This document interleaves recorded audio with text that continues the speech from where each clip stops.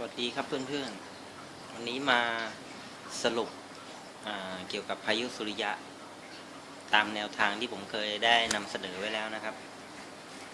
ถึงความสัมพันธ์4อย่างที่เคยบอกไว้อย่างแรกก็คือทบทวนนะครับอย่างแรกคือการขยับตัวของแมกมาอย่างที่สองก็คือการเรียงตัวของดวงดาวที่มีผลกระทบต่อสนามแม่เหล็กโลกแล้วก็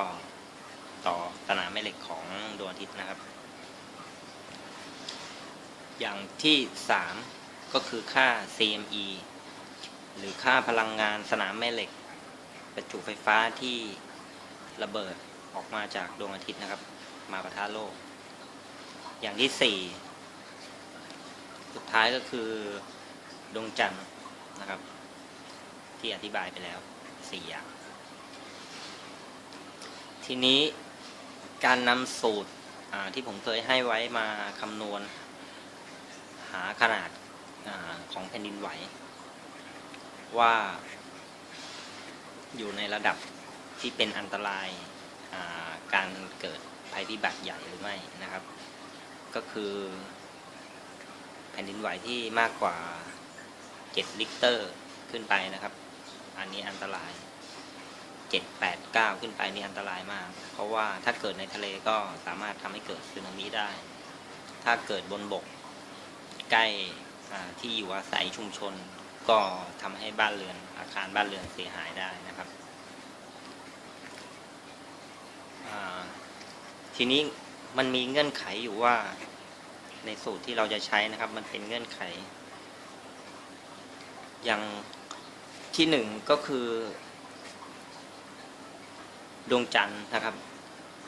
ดวงจันทร์หรือมูนสวิตออนที่ผมเคยนำเสนอไว้ในช่วง4 วันนะครับคือวันโกนวันพระอันนี้คือช่วงของวันที่เกิดเหตุได้เยอะที่สุดเท่าที่ผ่านมาที่ผมตามค้นประวัติกลับไปนะครับการเกิดแผ่นดินไหวใหญ่แต่ละครั้งลองไปเช็คดูนะครับตรงกับวันโกนและวันพระทุกครั้ง8 ริกเตอร์ลองไปเช็คดูนะครับตรงกับวันโกนและวันพระทุกครั้ง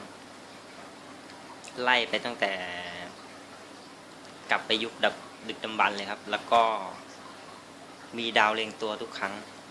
มีการระเบิดบนดวงอาทิตย์ก่อนหน้าที่โลกจะแผ่นดินไหวใหญ่ประมาณ2 วันทุกครั้งนะครับอันนี้มันถึงสัมพันธ์กันแต่คราวนี้ทุกครั้งที่มีการระเบิดที่ผิวสุริยะใหญ่ๆเนี่ยทำไมโลกถึงเกิดเหตุบ้างไม่เกิดเหตุบ้างมันถึงเป็นจุดหนึ่งที่ทำให้หลายๆคนเขาไม่ฟันธงเชื่อนะครับว่ามันมีผลกระทบจริงเหรออะไรแบบนี้นะครับคราวนี้มาดูว่าผลกระทบจริงๆเนี่ยมันจะมีผลกระทบต่อโลก2 ทางนะครับอย่างที่1คือผลกระทบทางด้านอากาศอย่างที่2ก็คือผลกระทบทางด้านแมกมาใต้พิภพเราประจุไฟฟ้า CME ที่มากับปะทะโลกเนี่ยมันจะไปกระตุ้นเหนี่ยวนำกับแมกมาใต้พื้นพิภพเราให้ขยับพอแมกมาขยับเปลือกโลกก็ต้องขยับตามนะครับทีนี้แต่ถ้าประจุไฟฟ้าไม่มากพอที่จะไปขยับข้างล่างผลเขาก็จะถ่ายเทประจุไฟฟ้าอยู่แค่ระดับชั้นบรรยากาศนั่นก็คือจะอยู่ประมาณระดับเมฆดับอยู่ในชั้นบรรยากาศทั่วไปดิชาร์จอาจจะกระตุ้นเหนี่ยวนำกับพื้นพิภพบ้างแต่ก็ไม่มากมายนักที่ให้สังเกตหลักๆเลยก็คือเมฆนะครับเมฆเป็นตัวช่วยให้ค่า CME ที่ลงมาปะทะโลกนั้นนะไม่ลงสู่แมกมาเต็ม 100% ก็คือจะถูกเก็บไว้อยู่ที่ประจุไฟฟ้าของเมฆซึ่งจะทำให้เกิดฝนฟ้าคะนองซึ่งค่อนข้างรุนแรงฟ้ารุนแรงแล้วก็เ เกิดกลายเป็นพายุ กลายเป็นความแปรปรวนทางสภาพอากาศร้อนจัดหนาวจัดฉับพลันนะครับเป็นพายุก่อตัวที่รวดเร็วฉับพลันอย่างที่ผ่านมานะครับตัวอย่างที่ผ่านมาก็คือ 3x ที่เข้ามาล่าสุดไม่มีแผ่นดินไหวใหญ่อย่างที่เรากังวลไว้นะครับแต่ถามว่ามันไม่เกิดอะไรเลยหรือเปล่าไม่ใช่ในช่วงนั้นมีพายุมหาเสนเขาอ่านนี้แบบเลยนะมหาเสนะหรือเปล่านะครับในทะเลด้านตะวันตกของเราค่อนข้างใหญ่แล้วก็แรงมากเมฆค่อนข้างเยอะประจุไฟฟ้าลงมาช่วงนั้นพอดีทางด้านตะวันตกทางด้านยุโรปก็มีเมฆเหมือนกันนะครับในช่วงเวลาที่ผมคำนวณให้เฝ้าระวังที่ CME ลงมาถึงนั้นบ้านเราไม่มีอะไรไม่มีแผ่นดินไหวที่แบบดูน่ากลัวแต่ว่ามีแผ่นดินไหวที่ถี่ขึ้นแล้วก็แรงกว่าปกติซึ่งปกติที่ผมตามอยู่เนี่ยมันจะไหวอยู่ที่ประมาณ 4-5 ลิตรกว่าทั่วไปแต่ช่วงวันดังกล่าวเนี่ยมันอยู่ที่เกณฑ์ต่ำสุดที่อยู่ที่5เฉลี่ยอยู่ที่5เยอะขึ้นแล้วก็มีแรงๆถึง6นะครับก็ค่อนข้างที่จะเข้าเป้าอยู่แต่ก็ผ่านพ้นไปอย่างไม่ชัดเจนจนข้ามไปอีกวันถึง2 วันถึงมารู้ข่าวว่าทางด้านฝั่งยุโรปทางนู้นเขาโดนทอร์นาโดอย่างเท็กซัสโดนทอร์นาโด10 ลูกนะครับ10 ลูกในคืนเดียวคืนวันที่ CME มาถึงการที่ CME มาถึงโลกเนี่ยไม่ใช่ช่วงเวลาที่เขามาถึงปุ๊บแล้วจะเกิดเหตุปั๊บเลยนะครับมันจะมีช่วงที่สะสมพลังงานหรือช่วงเวลาอย่างสมมุติว่าเขามาถึงในช่วงเที่ยงวัน CME ถึงช่วงเที่ยงวันกว่าจะมีผลกระทบไปเหนี่ยวนำให้แมกมาเริ่มขยับในระดับที่มีผลให้เกิดแผ่นดินไหวหรือว่าเกิดเป็นพายุทางอากาศขึ้นอย่างเงี้ยก็จะใช้เวลาระยะหนึ่งนะครับอาจจะไปเกิดในช่วงบ่าย 3หรือ4 โมงเย็นหรืออะไรอย่างนี้ก็แล้วแต่นะครับซึ่งตรงเนี้ยเรายังไม่สามารถคำนวณได้แต่เราสามารถรู้ได้ว่าเขาจะเกิดในช่วงประมาณนี้นะครับก็คืออย่างแรกก็คือเมฆที่ผมบอกนะครับถ้า CME ระดับ X class มาแล้วมีเมฆมีพายุมีฝนเข้ามามรสุมเข้ามาเราไม่ต้องกลัวไม่น่ากังวลมากแผ่นดินไม่ไหวใหญ่มากอย่างในสูตรที่เราคำนวณอย่างสูตรคำนวณได้สัก8 ลิตรอาจจะไหวจริงอยู่ที่6 ลิตรแล้วก็กลายเป็นพายุไปนะครับ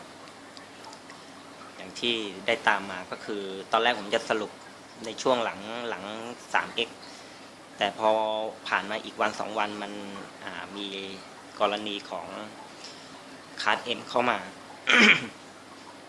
มีคาร์ด M เข้ามาคาร์ด C ก่อนหน้าแล้วก็ตามด้วยคาร์ด M ในมุมที่กว้างทีนี้การวิเคราะห์ CME เนี่ย CME ผมให้ความสำคัญที่ระดับ M5 ขึ้นไปเลยนะครับ M5 เลยถ้าต่ำกว่า M5 ไม่ต้องไปกังวลสนามแม่เหล็กโลกเอาอยู่แต่ถ้าเกิน M5 ขึ้นไปในระดับ X เนี่ยอันนี้เริ่มมีผลกระทบต่อโลก M5 ก็คร่าวๆน่าจะอยู่ที่ประมาณ6 ลิตรน่าจะมีสิทธิ์ลุ้นละแต่ถ้าระดับ X ขึ้นไปคือน่าจะเกินระดับ7 ลิตรบนโลกนะครับตามสูตรที่เคยให้ไว้ทีนี้กรณีที่มีเมฆเข้ามาช่วยมีพายุเข้ามามีเมฆเข้ามาช่วยบัง CME จะลงไม่ถึงโลกไม่เต็มครับไม่เต็มร้อยก็จะถูกกระจายออกไปกลายเป็นพายุแล้วก็เป็นแผ่นดินไหวแบ่งกันไปก็ไม่รุนแรงเท่าไหร่นะเรื่องของพายุเรามองเห็นก่อนนะครับอย่างน้อยเรามองเห็นเมฆก่อนแต่เรื่องแผ่นดินไหวเราไม่รู้นะครับมาปุ๊บมันพังปั๊บเลยแต่เมฆเรายังเห็นก่อนเรายังพอขยับขยายหลบเลี่ยงได้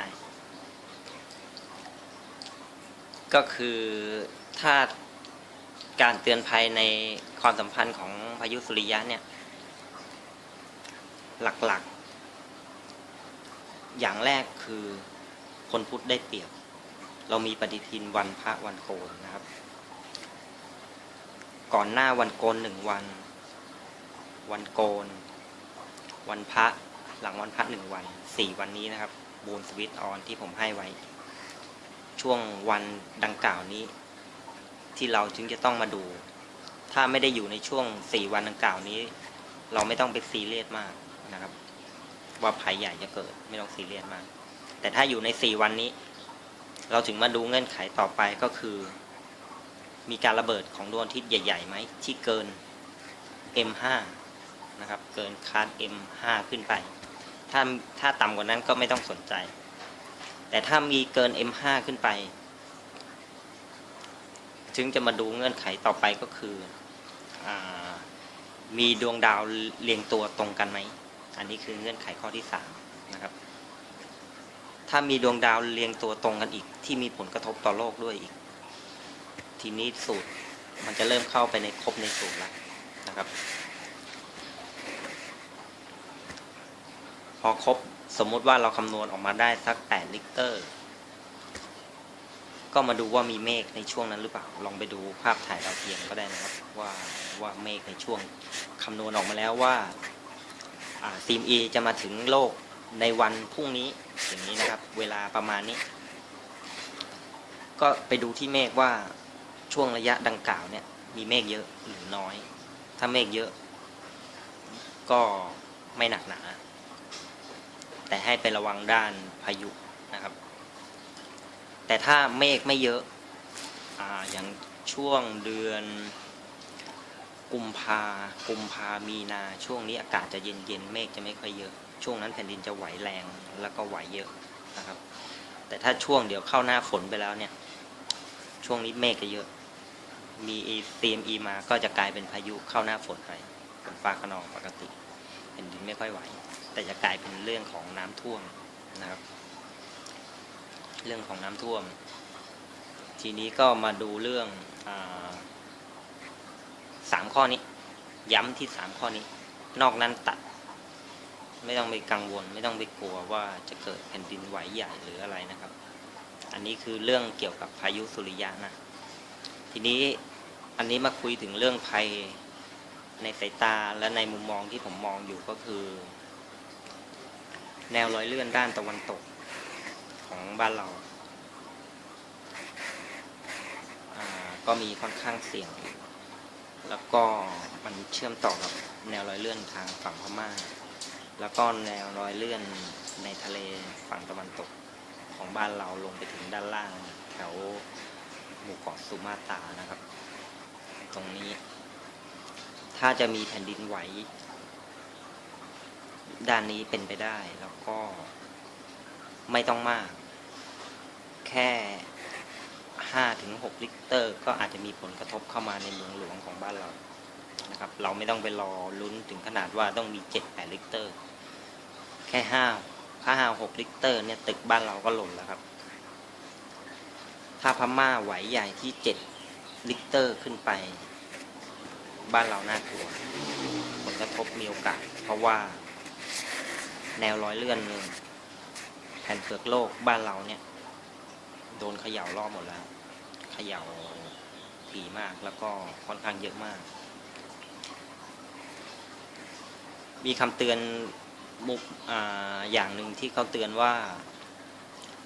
ถ้าปลายเพจของประเทศเราด้านใต้ด้านล่างเราเนี่ยทางฝั่งอินโดฟิลิปปินส์เนี่ยถ้าปลายเพจจมนะครับเพราะว่าเพจทางด้านตะวันตก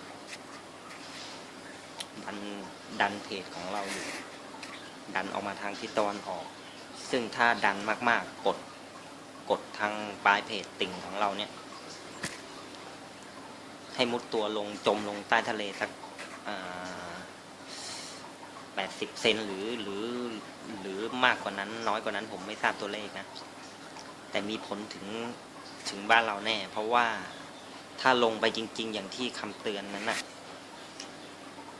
น้ำทะเลทางด้านอ่าวไทย จะโถมเข้ามาใช่ไหมครับเพราะว่าแผ่นมันลงไปทั้งแผ่นน้ำทะเลก็จะเข้าทางอ่าวไทยอันนี้คือสามารถเกิดขึ้นได้นะครับสามารถเกิดขึ้นได้ทีนี้สิ่งบอกเหตุเราจะต้องเฝ้าระวังกันตลอดหรือเปล่าไม่ใช่สิ่งบอกเหตุที่เราพอจะเตือนภัยตัวเราเองได้ก็คือสังเกตที่ภูเขาไฟระเบิดนะครับหรือแมกมาที่อยู่ใต้เปลือกโลกเราเนี่ยถ้าเขาระเบิดออกมาสมดุลข้างล่างแมกมาข้างล่างเขาเสียทีนี้จะมีการขยับตัวของแมกมาด้านล่างซึ่งส่งผลกระทบไปยังแนวเปลือกโลกที่อยู่บริเวณใกล้เคียง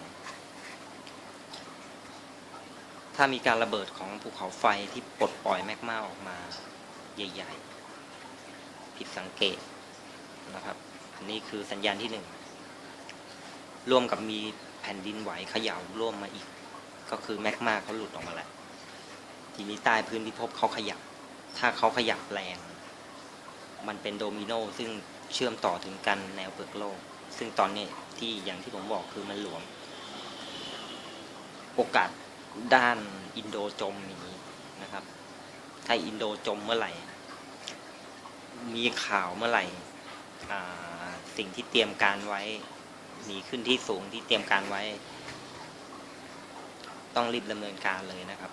อันนี้คือสัญญาณเตือนเราไม่ต้องไปกลัวอะไรกันมากมายเราดูแค่สัญญาณเตือนพวกนี้ไว้นะครับส่วนเรื่องอย่างอื่นก็ไม่น่ามีอะไรแล้วครับเพราะว่าตอนนี้น่าจะปลดความกังวลไปได้เลยสิ่งเหล่านี้น่าจะเกิดบนโลกมามากมายหลายครั้งแล้วโลกก็ยังผ่านมาได้ยังอยู่ได้นะครับถ้าเรารู้ความกลัวเกิดจากสิ่งที่เราไม่รู้จักแล้วเราก็กลัวถ้าเรารู้ว่าเขาเป็นยังไงอะไรเป็นยังไงมีเหตุและผลนะครับเราเข้าใจเราก็จะไม่กลัวโอเคนะครับ